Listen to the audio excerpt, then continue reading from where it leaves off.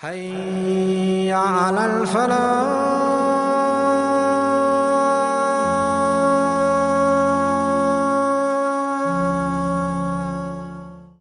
الشيطان الرجيم. بسم الله الرحمن الرحيم.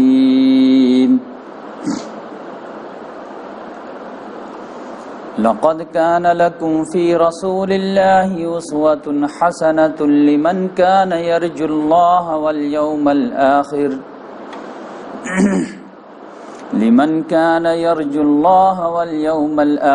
وذكر الله كثيرا. صدق اللہ العظیم. محترم سامعین کرام، ابھی آپ لوگوں کے سامنے سورۃ الاحزاب جو سورہ نمبر 33 ہے، پارہ نمبر 21 میں سے شروع ہو کر کے پارہ نمبر 22 پہ ختم ہوتی ہے، اس کی آیت نمبر 21 کی میں ایک آیت کی تلاوت کیا. اس میں محمد صلی اللہ علیہ وسلم کے بارے میں فرمایا گیا ہے کہ یقیناً تم لوگوں کے لیے رسول اللہ صلی اللہ علیہ وسلم کی زندگی میں بہترین نمونہ ہے اس شخص کے لیے جو اللہ تبارک و تعالیٰ سے امید رکھتا ہے اور آخرت کے دن کی امید رکھتا ہے اور بکثرت سے اللہ کو یاد کرتا ہے. تو یہ رسول اللہ صلی اللہ علیہ وسلم کے بارے میں سب سے عظیم آیتوں میں سے ایک آیت ہے کہ اللہ تبارک و تعالیٰ نے تمام انسانوں کو رول ماڈل جو پیش کیا ہے وہ رسول اللہ صلی اللہ علیہ وسلم کو پیش کیا ہے. اور یہ انگلش کا محاورہ بھی چلتا رہتا ہے کہ no one is perfect in this world, لیکن آپ کہہ سکتے ہیں ایکسیپٹ انبیاء کرام، کہ کوئی پرفیکٹ نہیں ہے دنیا میں. یہ بات صحیح ہے، لیکن جتنے بھی انبیاء کرام ہیں وہ پرفیکٹ گزرے ہیں، اور 100% ہر لحاظ سے پرفیکٹ تو محمد صلی اللہ علیہ وسلم ہیں ہی. تو انشاءاللہ آج سے ہم جو ہے سیرت النبی کا آغاز کریں گے، اور اگر اللہ تبارک و تعالیٰ کی مرضی ہوئی تو تقریباً یہ 1 سال میں کمپلیٹ ہو. اور میں بالکل ڈیٹیل میں جو ہے آپ کے سامنے سیرت النبی سامنے رکھوں گا. اس کی وجہ یہ ہے کہ قرآن کو اگر سمجھنا ہے تو بنا سیرت النبی سمجھے قرآن کو سمجھ ہی نہیں سکتے، کیونکہ حضرت عائشہ رضی اللہ تعالیٰ عنہا سے کسی صحابی نے سوال کیا کہ آپ مجھے محمد صلی اللہ علیہ وسلم کے اخلاق کے بارے میں بتائیے. تو انہوں نے تعجب سے کہا کہ کیا تم قرآن نہیں پڑھتے کیا؟ تو قرآن تو پڑھتے ہیں، ہم سیرت کی بات کر رہے ہیں. تو حضرت عائشہ رضی اللہ تعالیٰ نے کہا کان خلق القرآن، ان کا پورا اخلاق جو تھا وہ قرآن تھا. اسی لیے میں کہتا ہوں کہ اگر کسی آدمی کو قرآن کی تفسیر پڑھنی ہے، یا کوئی سوال کرتا ہے کہ دنیا میں سب سے بہترین تفسیر کی کتاب بتائیے مولانا، تو میں ان کو سجیسٹ کرتا ہوں کہ سب سے بہترین تفسیر قرآن مجید کی اگر کوئی ہے تو وہ سیرت النبی ہے. اور اگر سب سے بہترین سیرت النبی کی کتاب پڑھنی ہے، سیرت صحابہ کی کتاب پڑھنی ہے، تو اس کے لیے میں سجیسٹ کرتا ہوں کہ آپ قرآن مجید پڑھیے. محمد صلی اللہ علیہ وسلم وہی کیے جو قرآن میں کرنے کے لیے کہا گیا. تو اس لحاظ سے قرآن جو ہے ایک تھیوریٹیکل کتاب ہے، اور ایک پریکٹیکل اس میں جو رنگ بھرا گیا ہے وہ سیرت النبی کے ذریعے. پھر قرآن میں جو مسائل پیدا ہوتے ہیں اس کی جو تشریح ہے، ایکسپلینیشن ہے، وہ احادیث کہلاتی ہے. تو اس لحاظ سے قرآن، سیرت اور حدیث، یہ تینوں جو ہے ہمارا سرمایہ ہے. کسی کو بھی دین میں پرفیکٹ ہونا ہے تو یقینی بات ہے تینوں چیز سے رہنمائی لینی ہوگی. تو آج سے انشاءاللہ ہم شروع کرتے ہیں. تو سب سے پہلے تو تقاضا یہ ہے کہ کچھ بیک گراؤنڈ بتایا جائے جس میں محمد صلی اللہ علیہ وسلم پیدا ہوئے. لیکن میں انشاءاللہ یہ بیک گراؤنڈ بتاؤں گا بعد میں، جب محمد صلی اللہ علیہ وسلم کے نبوت کا دور شروع ہوگا، 40 سال کی عمر ہوگی، تو اس وقت حالات کیا تھے وہ ہم بیان کریں گے. آج ہم جو ہے 2-3 سوالات جو محمد صلی اللہ علیہ وسلم کے تعلق سے ہے وہ جو ہے اس کو حل کرنے کی کوشش کریں گے.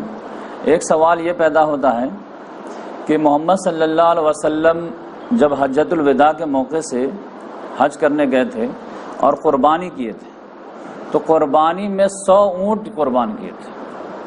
تو جب بھی یہ قربانی کا مسئلہ آتا ہے اور محمد صلی اللہ علیہ وسلم کی حدیث سامنے آتی ہے، سنت سامنے آتی ہے، تو اچھے اچھے لوگوں کے ذہنوں میں ایک جو ہے کچھ نہ کچھ جو ہے سوال کھڑے ہو جاتے ہیں کہ 100 اونٹ قربان کرنا اللہ کے نام میں یہ تھوڑا سا ایکسس لگ رہا ہے. اللہ کے نام پر قربان کرنا ٹھیک ہے 1 2 4 5 10، لیکن 100 اونٹ قربان کر دینا ایک آدمی اپنے طرف سے کرے، یہ تھوڑا سا لگتا ہے کہ ایکسٹرا ہو جا رہا. تو اس کی وجہ کیا تھی؟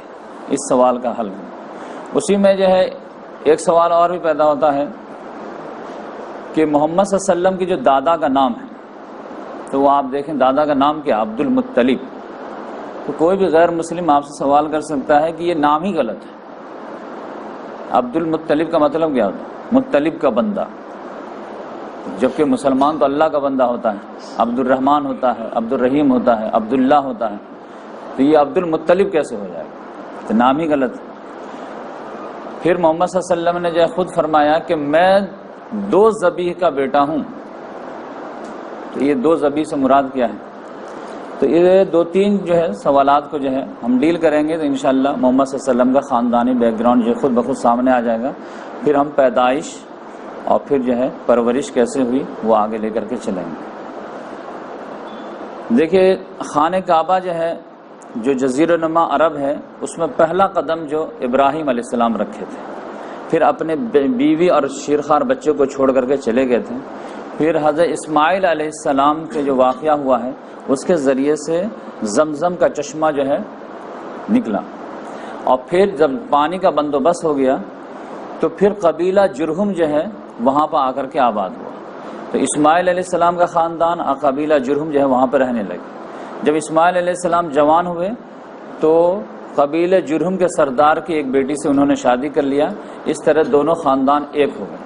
اس طرح وہ لوگ رہنے لگے اور جزیرہ نما عرب میں جو ہے پھلنے پھولنے لگے. کچھ دنوں کے بعد قبیلہ خزائی نام کا ایک جو ہے قبیلہ تھا، اس نے آ کر کے اٹیک کر دیا اور یہ دونوں کو جو ہے اسماعیل علیہ السلام کے خاندان کو بھی اور قبیلہ جرہم کو بھی مار کے بھگا دیا.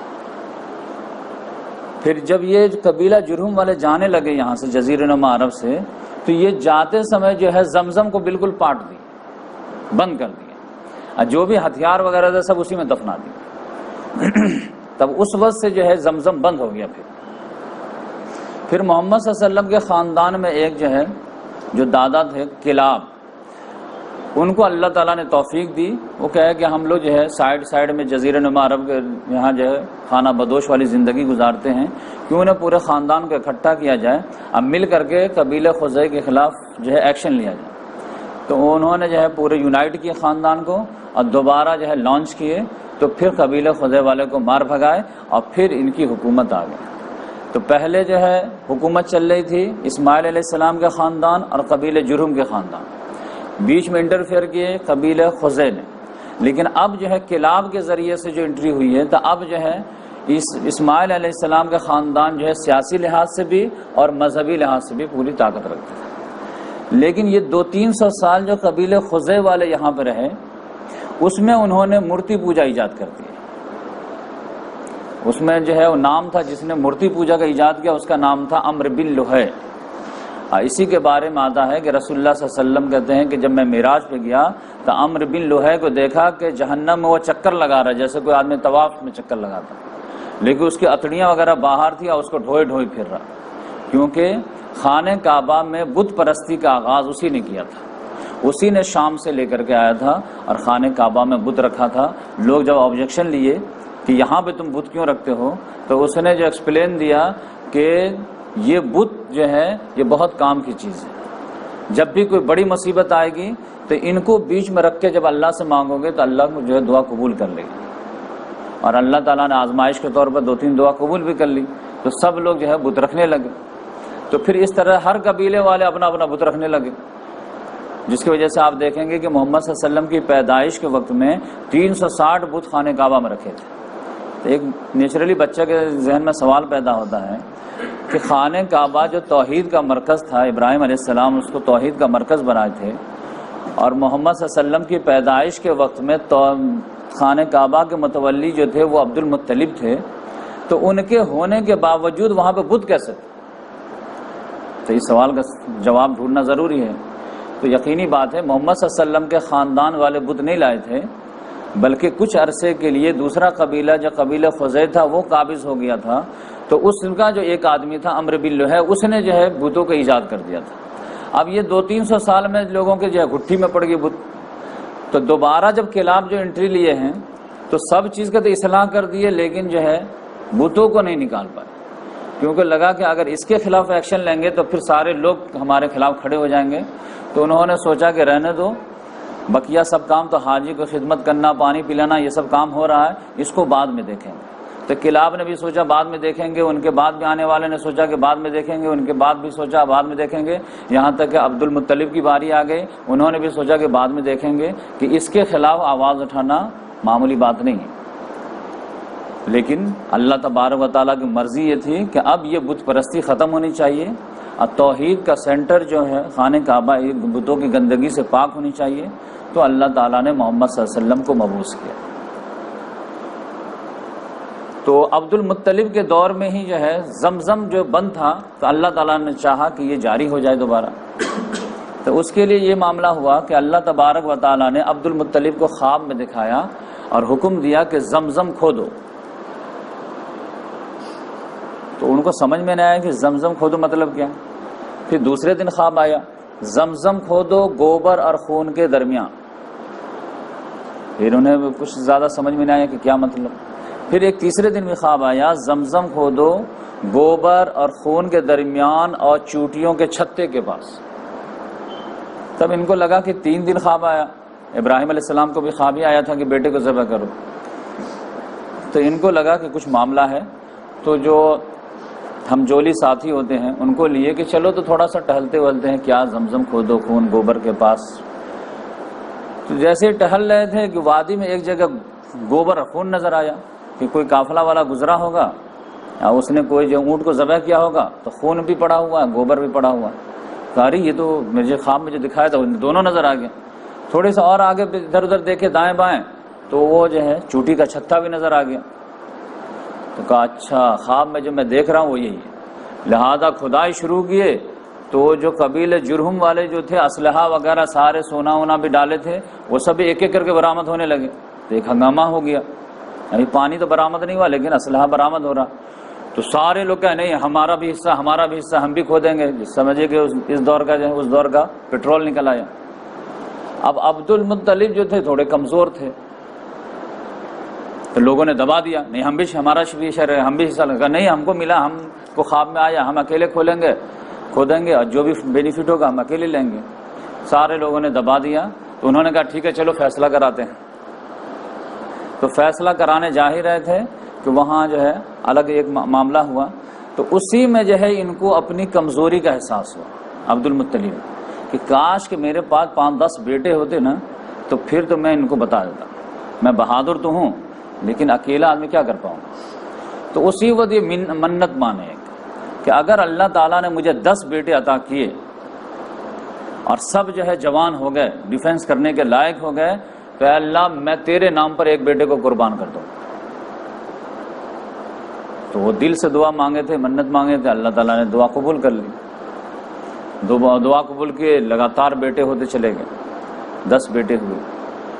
تو اب یہ عرب میں جو ایک خوبی تھی سارے خامیوں کے باوجود کہ وعدے کے وہ پکے ہوتے تھے، قول کے بہت پکے ہوتے تھے، اس لحاظ سے جیسے بیٹے لوگ جوان ہوئے تو انہوں نے کہا کہ بیٹوں کو جمع کیے، بیٹھا ہے کہ دیکھو تمہارے پیدا ہونے سے پہلے میں نے ایک عزم کیا تھا، ایک منت تھی کہ اگر اللہ تعالیٰ مجھے 10 بیٹے دیں گے تو ایک بیٹے کو میں اللہ کے راہ میں قربان کر دوں گا، تو تمہاری کیا رائے؟ انہوں نے کہا ابو جان جو آپ کی مرضی۔ تو اب کون سے بیٹے کو ذبح کریں؟ ایک سوال پیدا۔ تو کہا قرآن اندازی کر لیجئے، جس کا نام آئے گا اسی کو قربان کر دیجئے گا۔ تو فال کے تیر نکالے گئے، تو اس میں جو ہے عبداللہ کا نام آ گیا، یہ سب سے پیارا بیٹا، سب سے جو ہے خوبصورت بیٹا۔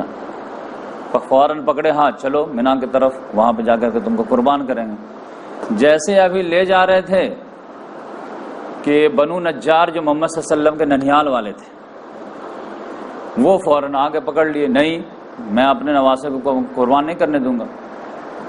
ادھر ابو طالب جو تھے، یہ عبداللہ کے بڑے بھائی تھے، انہوں نے کہا تھا ابو جان ایسا نہیں کرنے دیں گے، یہ کوئی مطلب کی بات ہوئی کیا؟ کچھ بھی آپ جو ہے عزم کر لیتے ہیں۔ نہیں بیٹا میں منت مانا ہوں۔ ٹھیک ہے منت مانے، لیکن ایسا بھی کوئی منت مانتے کیا کہ بیٹا ہے کہ ذبح کرنے چلیں گے؟ آپ کچھ بھی کیجئے لیکن یہ جو ہے ہم اپنے بھائی کو ذبح ہونے نہیں دیں گے۔ تو ادھر ان کے جو ہے ننیال والے آ گئے، ادھر بیٹے لوگ بھی جو ہے تھوڑا سا گرم ہونے لگے. تو پھر بولے کہ بیٹا میں کروں تو کیا کروں؟ تو انہوں نے کچھ بھی کیجئے لیکن یہ جو ذبح نہیں ہوگا. تب پھر کسی نے مشورہ دیا کہ ایک عورت جو ہے جو کہانت وغیرہ کرتی ہے اس سے جا کر کے پوچھے، کوئی حل بتائے گی. تو ایک خاتون کے پاس سب لوگ گئے کہ بولے دیکھو اس طرح کا معاملہ ہو گیا ہے، آپ ہی کوئی مشورہ دیے، ہم لوگ کیا کریں؟ تو اس عورت نے مشورہ دیا کہ دیکھیے آپ ایسا کیجئے کہ عبداللہ کو ایک طرف رکھیے اور ایک طرف 10 اونٹ کو رکھیے، اور اس کے بعد جو تیر پھینکیے. اگر اس سائڈ تیر جو ہے ان کے حصے میں ہے تو پھر 10 اونٹ اور بڑھا دیجیے، اور اگر اس سائڈ آ جائے تو اس کو قربان کر دیجیے، آزاد ہو جائے گا. تو ہر مرتبہ 10 اونٹ کو جو ہے رکھیے، کیونکہ ان کے زمانے میں ایک آدمی کا جو دیت ہوتی تھی، کسی کے مارنے کے بدلے میں کسی کو جو جرمانہ لگتا تھا وہ 10 اونٹ لگتا تھا. تو اس بوڑھی عورت نے کہا کہ 10 اونٹ ہے آپ کے یہاں تو 10 اونٹ رکھیے ایک بچے کو چھڑانے کے لیے. تو پھینکے تو پتا چلا تیر ادھر اس سائڈ عبداللہ کے سائڈ، پھر 10 اونٹ ادھر کر دیے، پھر مارے تو پھر عبداللہ کے سائڈ تو 20 اونٹ، پھر مارے تو پھر 30 اونٹ، پھر مارے تو پھر اس طرح 10 مرتبہ مارا، 10 مرتبہ عبداللہ کے حصے میں. عبد المطلب تو پیسے والے تھے، خاندانی تھے، بڑھاتے چلے گئے. 11ویں مرتبہ میں پھر تیر جو ہے یہ اونٹ کی طرف. تب کہا گیا کہ یہ 100 اونٹ کو قربان کر دیجئے اور وہیں پہ چھوڑ دیجئے، چاہے کوئی آدمی غریب کھا جائے یا چیر کوے کھا جائیں، ہم لوگ اس کو ہاتھ نہیں لگائیں گے کیونکہ یہ منت کا اونٹ ہے. تو اس طرح سے 100 اونٹ دے کر کے محمد صلی اللہ علیہ وسلم کے والد عبداللہ کو چھڑایا گیا. اس بیس پہ محمد صلی اللہ علیہ وسلم بولتے تھے میں 2 ذبیح کا بیٹا، ایک ذبیح اسماعیل علیہ السلام جن کو جنت کا دمبا لا کر کے چھڑایا گیا، اور ایک عبداللہ جن کے 100 اونٹ دے کر کے چھڑایا گیا تھا. اور اسی کی یاد تھی جس کے لیے محمد صلی اللہ علیہ وسلم حجۃ الوداع میں 100 اونٹ ذبح کیے تھے، قربان کیے تھے. تو وہ ایک ایکسیپشنل معاملہ تھا اس ہسٹری کی یاد کے طور پر، ورنہ عام طور سے محمد صلی اللہ علیہ وسلم جو قربانی تو سمجھیے کہ 2ری-3ری ہجری سے فرض ہو گیا تھا. تو آپ دیکھیں گے کہ 100 اونٹ کبھی قربان نہیں کی، لاسٹ میں اس یاد کو تازہ کیے. تو اس وجہ سے جو ہے جس میں آپ جانتے ہیں کہ 100 اونٹ جو لے کر کے آئے تھے حضرت علی رضی اللہ تعالیٰ عنہ یمن سے لے کر کے آئے تھے، اور محمد صلی اللہ علیہ وسلم اپنے ہاتھ سے 63 اونٹ ذبح کیے، اور پھر جو ہے 37 اونٹ جو ہے علی رضی اللہ تعالیٰ عنہ کو بولے کہ آپ قربان کر دیں. 63 اونٹ بھی وہ اشارہ ہو گیا تھا کہ 63 سال کی عمر، تو 63 ہر سال کے لحاظ سے ایک اونٹ جو ہے قربان ہو. تو اس طرح سے جو ہے یہ سوال جب بچوں کو معلوم ہو جاتا ہے تو غیر مسلم مانے نہ مانے لیکن مسلمان کا دل سیٹسفائیڈ ہو جاتا ہے کہ وہ جو ہے فضول خرچی والا معاملہ نہیں تھا، وہ ایک ایکسیپشن معاملہ تھا اور وہ ایک عظیم یاد تھی، اس کو تازہ کرنا تھا. پھر اس کے بعد جو ہے ایک سوال یہ ہے کہ عبد المطلب، اور ہم لوگوں کو بچپن میں جو ہے یہ بھی ایک کنفیوژن رہتی ہے، وہ بھی میں دور کرتا چلوں کیونکہ یہ میری ویڈیو جو ہے یہ بچے، عورتیں اور عوام الناس سارے لوگوں کے لیے میں ریکارڈ کرا رہا ہوں. تو اس لحاظ سے میں چھوٹی چھوٹی باتیں بھی شیئر کروں گا تاکہ ہر بچے کو سیرت النبی کی گہرائی سے مطالعہ ہوتا چلے.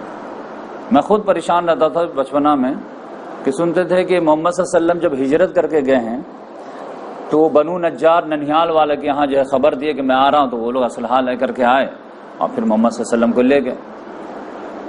اور جب پھر حضرت آمنہ رضی اللہ تعالیٰ نے ہسٹوری پڑھتے تھے تو پتہ چلا وہ مکہ کی تھی. تو کنفیوز ہوتے، کہتے کہ ننیال جو ہے مدینہ میں ہے، آمنہ مکہ کی ہیں، تو یہ کیسے سمجھ میں آئے؟ اب سوال تو ذہن میں پیدا ہوتا تھا لیکن ہمارے یہاں علماء کرام سے تو سوال کرنے کی گنجائش ہے نہیں، آمنا صدقنا. تو بڑی کنفیوژن رہتی تھی، لیکن اس کا جواب یہ ہے کہ محمد صلی اللہ علیہ وسلم کا ننیال نہیں تھا، وہ محمد صلی اللہ علیہ وسلم کے والد کا ننیال تھا. تو ابو کا ننیال بھی بیٹے کا ننیال ہو جاتا ہے. تو اس لحاظ سے جو ہے یہ عبد المطلب جو نام ہے یہ بھی کلیئر ہو جائے گا. تو وہ معاملہ یہ ہوا کہ محمد صلی اللہ علیہ وسلم کے جو دادا ہیں ان کے والد وہ جو ہے مدینہ گئے تھے.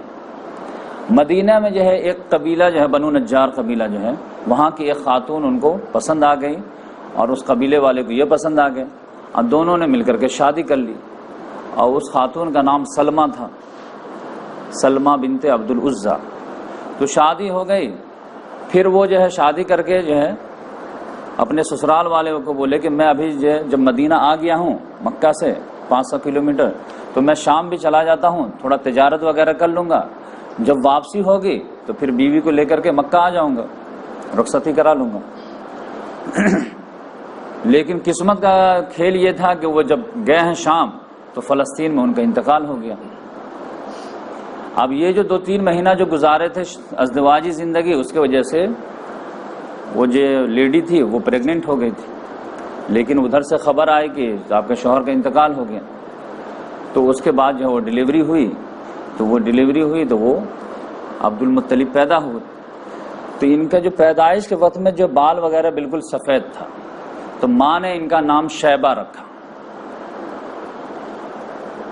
لیکن ادھر جو ہے بہت سارے لوگوں کو پتہ ہی نہیں چلا کہ ہمارے خاندان کا کوئی لڑکا گیا تھا ادھر، مدینے میں شادی کیا، بس اتنا ہی ہنگامہ ہو گیا کہ جو ہے وہ فلسطین میں ختم ہو گیا، شام میں انتقال کر گئے۔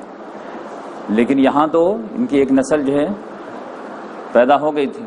بعد میں 2-4 سال کے بعد جو ہے مطلب نام کے جو بھائی تھے، عبد المطلب کے جو چچا تھے، ان کو پتا چلا کہ میرے بھائی جو گئے تھے شام فلسطین تو مدینے میں شادی کیے تھے یثرب میں، تو ان کی بیوہ عورت بھی ہے اور ان کا ایک بیٹا بھی ہے اور بہت ہونہار بھی ہے، اور پہلے زمانے میں بیٹے ہی کی اہمیت بہت زیادہ ہوتی تھی، لہذا یہ گئے، دیکھے بچے کو تو دم جو ہے ہونہار بنول کے چکنے پات، بچہ کا تیور ہی کچھ اور بتا رہا تھا، فوراً جو گلے ولے لگایا، بولے چلو بیٹا یہاں کیا مکے میں سرداری ہے اپنی، آؤ۔ بیٹے نے انکار کر دیا کہ نہیں، امی کی اجازت کے بغیر ہم نہیں جائیں گے۔ تو ان کی امی سے پوچھا کہ آپ جانے دیجئے، یہ تو میرے خاندان کا بچہ ہے۔ انہوں نے کہا نہیں، میں پرورش کی ہوں اور آپ لوگ کو تو میں جانتی بھی نہیں ہوں، لیکن یہ تو معلوم ہے کہ یہ بچہ اسی خاندان کا ہے، آپ اس کے چچا ہیں، کوئی مسئلہ نہیں ہے، لیکن یہ بچہ نہیں جائے گا۔ تو اب مطلب نے کہا کہ دیکھیے اس کو جانے دیجئے، میں آپ کو گارنٹی دیتا ہوں کہ میں اپنے بعد سرداری اس کو دوں گا، یہ بچے کو میں نارمل بچہ بنا کے نہیں رکھوں گا، میں اپنے بعد جو ہے اس کو سرداری سے نوازوں گا اور یہ خانہ کعبہ کا متولی ہوگا۔ تو کہا یہ بات ہے؟ کہاں یہ بات، تب لے جائیے۔ تو 8-10 سال کے بچے کو لے کر کے مدینہ سے آئے۔ جب مدینہ سے آئے تو لوگوں نے جو ہے فوراً کہہ دیا کہ مطلب نے جو ہے غلام خرید کر کے چھوٹا بچہ لے کے آیا ہے، تو اس کا نام ہی عبد المطلب رکھ دیے، مطلب کا غلام۔ وہ چیختے رہے کہ بھائی یہ میرا غلام نہیں ہے، میرا بھتیجا ہے، یہ میرے بھائی کا بیٹا ہے۔ لیکن ایک بات جو اڑ جاتی ہے لوگوں کے زبان پہ آ گئی، لہذا لوگ عبد المطلب کتنے بھی وہ صفائی دیتے رہے، لیکن نام ان کا وہی پڑ گیا، عبد المطلب۔ پھر وہ مطلب کا کچھ دنوں کے بعد انتقال ہو گیا، تو پھر پوری سرداری جو ہے یہ عبد المطلب کی آ گئی۔ اور یہ اتنے زیادہ قابل تھے کہ پھر محمد صلی اللہ علیہ وسلم کی ادھر کے خاندان میں دادا میں سب سے زیادہ عزت انہی کو ملی۔ یہی وجہ ہے کہ آپ دیکھیں گے کہ ان کے ہی دور میں جو ہے ابرہا نے جو ہے لشکر لے کر کے آیا تھا ہاتھیوں سمیت خانہ کعبہ کو اٹھانے کے لیے، تو اللہ تعالیٰ نے عبد المطلب کی لاج رکھ لی اور ابابیل کے ذریعے سے ان کی حفاظت کرائی۔ جبکہ اللہ کا گھر جو ہے آپ جانتے ہیں بیت المقدس میں جو ہے مسجد اقصی وغیرہ بھی تھی، 2 مرتبہ توڑے گئے تھے، 587 قبل مسیح میں بخت نظر کے ذریعے سے اور 70 عیسوی میں رومن ٹائٹس کے ذریعے سے، لیکن وہاں پہ ابابیل نہیں آیا۔ لیکن خانہ کعبہ کو ڈھانے کے لیے جب ابرہا آیا ہے تو اللہ تعالیٰ نے ابابیل کے ذریعے سے اس کا ڈیفنس کیا ہے، جو ہر ایک کو معلوم ہے۔ تو یہ واقعہ کب پیش آیا تھا؟ یہ واقعہ پیش آیا تھا محمد صلی اللہ علیہ وسلم کے پیدائش سے 50 دن پہلے۔ چونکہ اس لشکر میں جو ہے ہاتھی وغیرہ بھی 9-10 ہاتھی بھی لایا تھا ابرہا، اس وجہ سے ہاتھی والے ہی مشہور ہو گئے۔ تو سورہ فیل جو نازل ہوئی ہے، الم تر کیف فعل ربک باصحاب الفیل الم یجعل کیدہم فی تضلیل وارسل علیہم طیرا ابابیل ترمیہم بحجارۃ من سجیل فجعلہم کعصف مأکول۔ کیا تم نے نہیں دیکھا ہم نے کیا کیا ہاتھی والوں کے ساتھ؟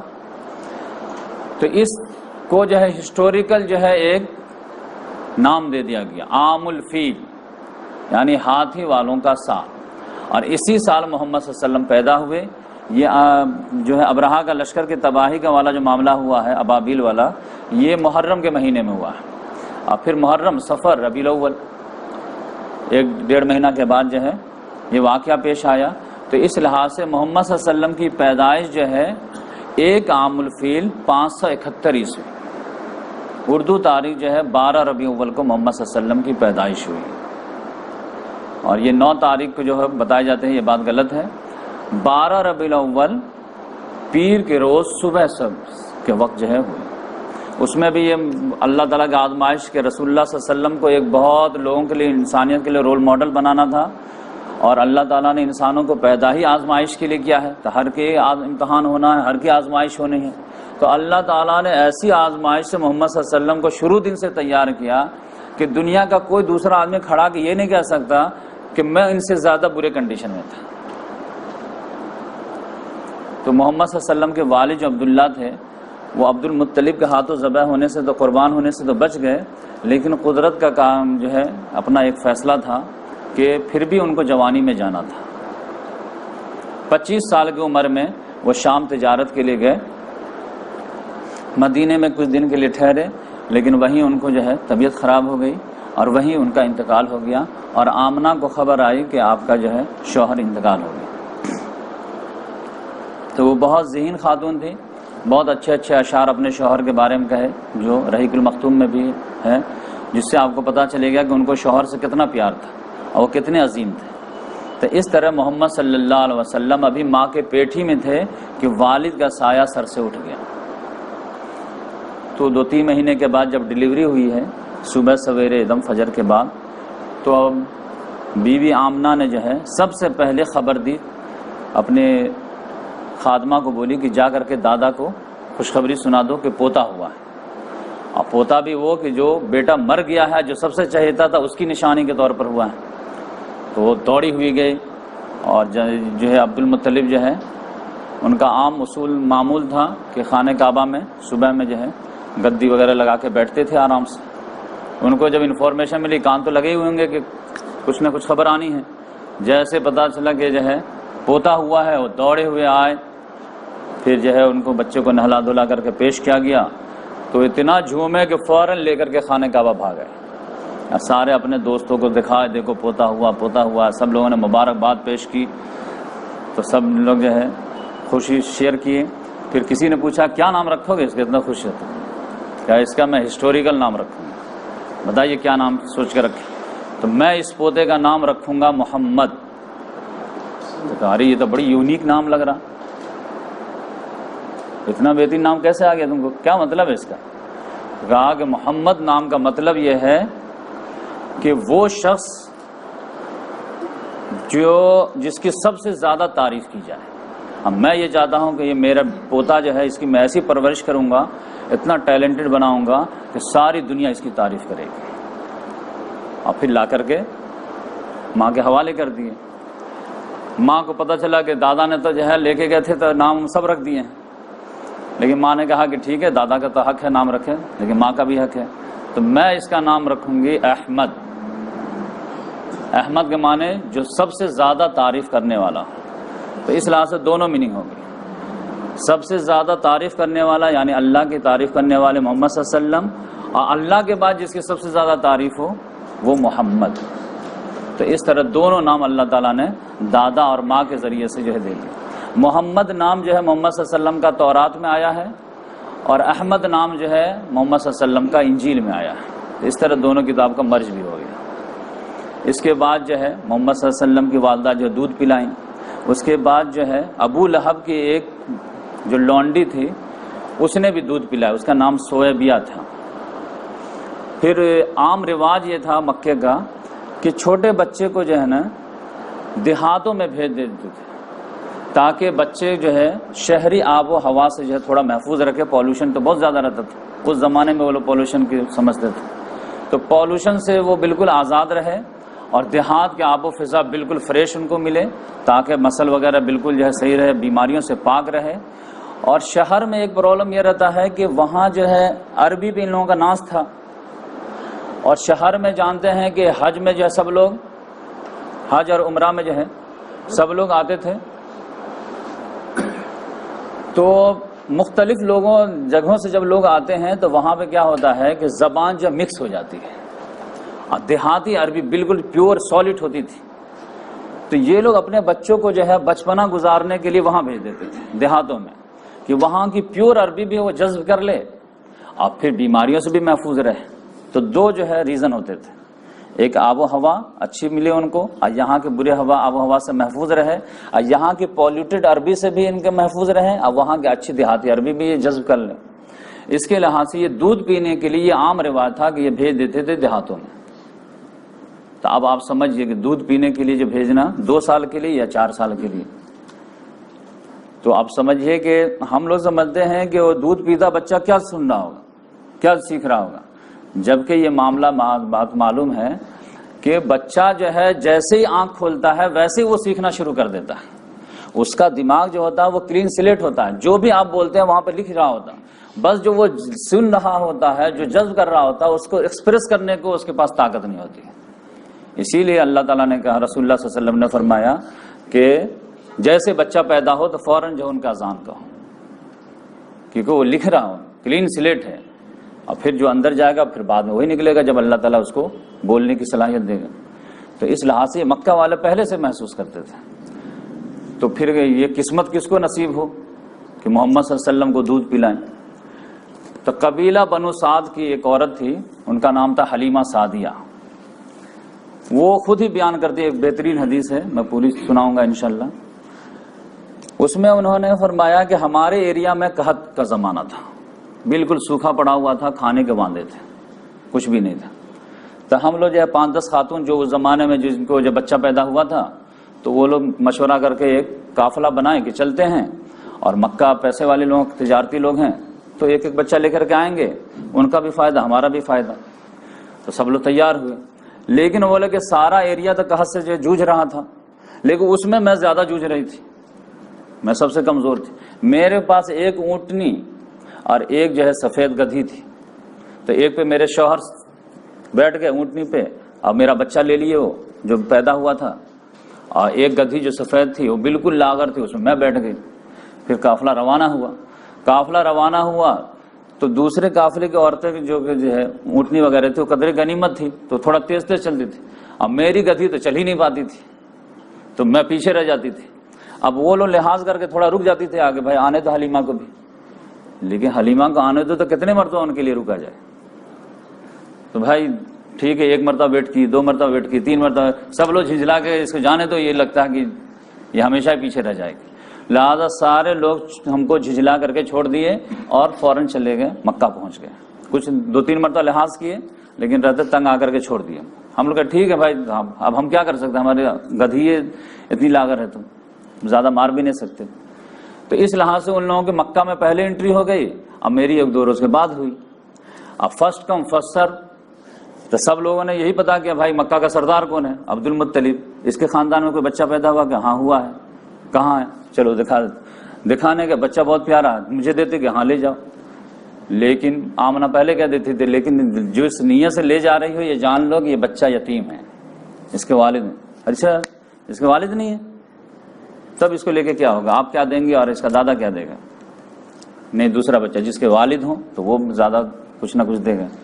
اس طرح وہ کہتی ہے کہ ہر خاتون پر وہ بچہ پیش کیا گیا، لیکن چونکہ والد نہ ہونے کی وجہ سے، کچھ انکم کی امید نہ ہونے کی وجہ سے سب نے جو ہے چھوڑ دیا کہ میں نہیں لوں گی، اس بچے کو لوں گی جو بچے کے والد ہوں گے۔ لیکن لاسٹ میں آئی، میں پورا پتا کی تو پتا چلا میں بھی ویسے ہی نیچرل رہے کہ بھائی سردار کا بچہ ملے تو زیادہ پیسہ ملے گا،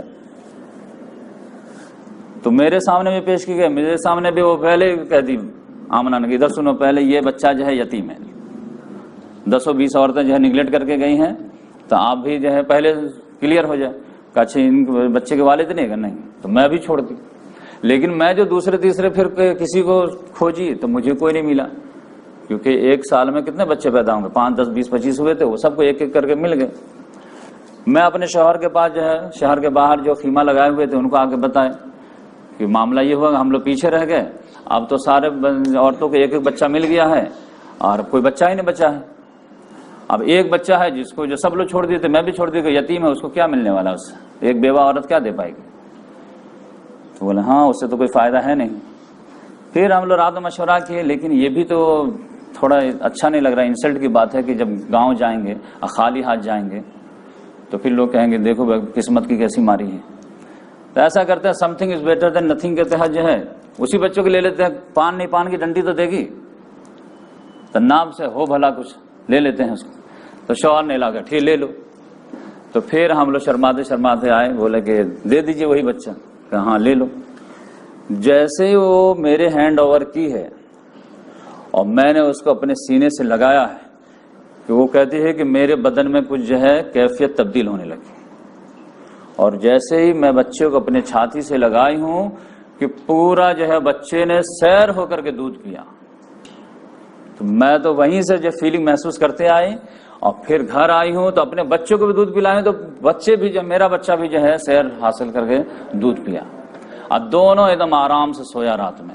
جبکہ اس سے پہلے حالت یہ تھی کہ میرا بیٹا دودھ نہ ہونے کی وجہ سے اتنا روتا تھا کہ رات بھر ہم دونوں کو سونے نہیں دیتا تھا, کیونکہ جب اناج ہی نہیں ہوگا تو ماں نہیں کھائے گی تو ماں کو دودھ کہاں سے ہوگا. اور پھر جب اناج نہیں تھا تو پھر جو گھاس پھوس بھی نہیں, گھاس پھوس نہیں تو اونٹنی لا کر, تو اس کو بھی دودھ نہیں. لیکن جب یہ رات ہم بچے کو لے کر کے آئے ہیں تو ہمارے سینے میں جو ہے دودھ بھرا ہوا تھا. یہ محمد صلی اللہ علیہ وسلم بھی دودھ پیے, میرا بیٹا بھی دودھ پیا, تو ان دونوں بچے کا تو معاملہ کلیئر ہو گیا. تو آدھی تسلی تو پہلے ہو گئی. تو میں نے مشورہ دیا شوہر کو کہ تھوڑا سا ٹرائی کیجئے اونٹنی میں, ہم لوگوں کا بھی کچھ ہو جائے. تو وہ تھوڑا سا چھوٹا سا پیالہ لے کر کے گئے کہ تھوڑے سے کچھ نہ کچھ تو دودھ نکلے گا, 2-4 قطرہ. لیکن وہ گئے تو پتا چلا ایک ہی مردہ مارے کہ پتا چلا بھر گیا. تو یار یہ تو کچھ عجیب ہی معاملہ ہے, لا بڑا سا پیالہ. کہے کہ ہمارے پاس جتنے بھی پیالے والے تھے سب لے کے گئے, سب بھر گیا. تو اس طرح سے برکت. تب جو شوہر بیوی آپس میں مشورہ کیے کہ لگتا ہے تم بہت بابرکت روح لے کر کے آئے. کہاں ہم کو بھی لگ رہا, جیسے میں گود میں اٹھائی تھی میرے بدن میں عجیب فیلنگ ہونے لگی. پھر رات گزارے ہم لوگ بہترین اطمینان سے کئی مہینوں کے بعد. پھر صبح میں جب سفر شروع کیے تو سارے قافلے والے عورتیں تو ہمارا خیال ہی نہیں کی تھی, لیکن چلی گئی تھی.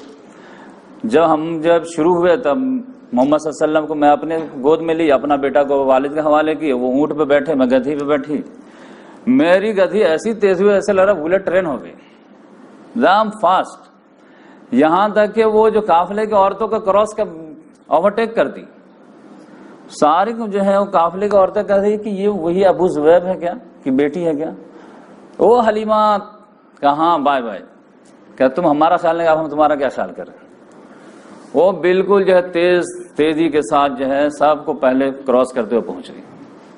یعنی جو لاغر تھی, جو آنے وقت میں چل نہیں پا رہی تھی, وہ بالکل تیزی کے ساتھ جو ہے پورے قافلے سے پہلے پہنچ گئی. پھر وہ کہتی ہیں کہ اتنے زیادہ برکات دیکھنے کو ملے کہ پورا قحط کا زمانہ تھا, لیکن ہمارا چرواہا جب بکریوں کو چرانے جاتا تھا تو بکریاں جو خوب سیر حاصل ہو کر کے کھاتی تھی تو خوب موٹی بھی ہوتی تھی.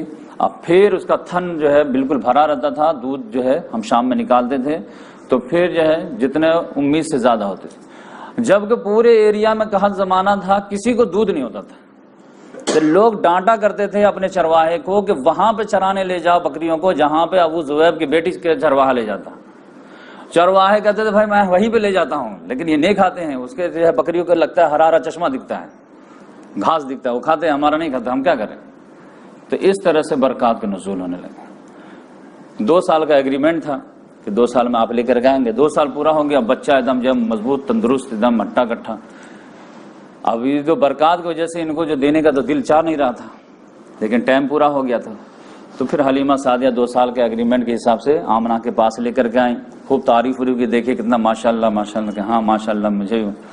لیکن یہ کہیں گے مجھے تھوڑا سا ڈر لگ رہا ہے. کیا یہ بچہ بہت اچھا جا رہا ہے, اب مجھے لگ رہا ہے کہ مکہ کا آب و ہوا اس کو ڈیمیج نہ کرتا ہے. تو اگر آپ دیکھ رہے ہیں کہ میں کتنا بہترین سے پرورش کی ہوں, تو اگر پسند ہے تو 2 سال کے لیے اور چاہیں تو میں فری میں بھی کرنے کے لیے تیار ہوں. تو ماں کے لیے تو بچہ ہی سب سے زیادہ رہتا ہے, اس کی صحت ہی سب سے اچھی رہتی ہے, کیا لے جاؤ. تو 2 سال کے لیے اور لے کر کے آ گئے. پھر 2 سال بھی بہترین سے جو ہے انہوں نے کیئر کی, اور ان کی وجہ سے برکات کے یہ فائدہ بھی اٹھا رہی تھی.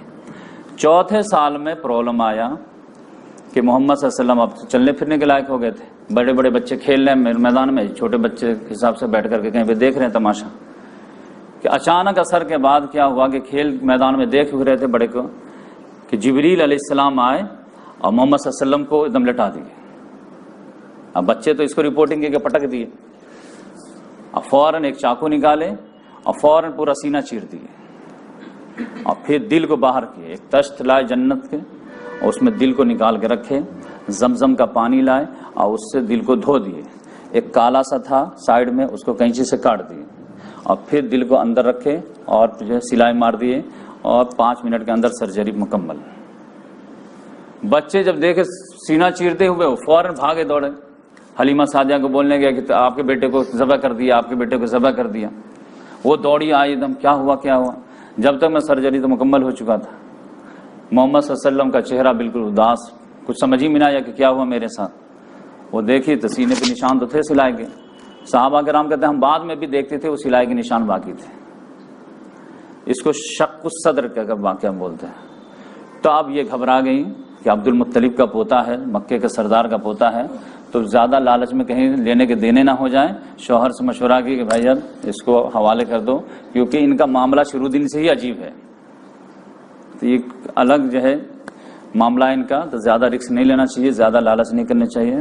تو دونوں کا اتفاق ہوا, دونوں نے بیوی آمنہ کو حوالے کر دیا. تو یہ 5ویں سال میں یہ ہوا.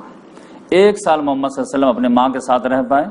ماں کو جو ہے شوہر کی یاد بہت آ رہی تھی اور دیکھی نہیں تھی جدائی کے وقت میں.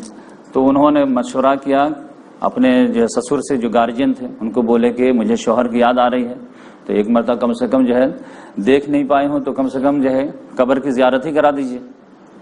تو بولے کہ ٹھیک ہے چلیے. تو وہ ام ایمن جو ایک خاتمہ تھی, اور محمد صلی اللہ علیہ وسلم اور عبد المطلب, 4 لوگوں کا قافلہ مدینہ گیا. بنو نجار میں رشتہ داری پہلے سے تھی, وہاں جو ہے ٹھہرے 1 مہینہ. 1 مہینہ پھر جو ہے برابر حاضری رہی ہوگی قبر مبارک پہ. پھر جب دل بھر گیا کتنا دن رہیں گے. پھر اس کے بعد جب واپسی ہونے لگی تو ابوا کے مقام پر بیوی آمنہ کی طبیعت خراب ہونے لگی.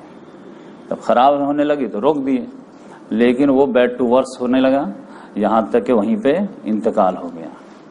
تب محمد صلی اللہ علیہ وسلم پہ کیا بیتی ہوگی, اب کس طرح معصومانہ سوالات کیے ہوں گے, یہ تو آپ سمجھ سکتے ہیں.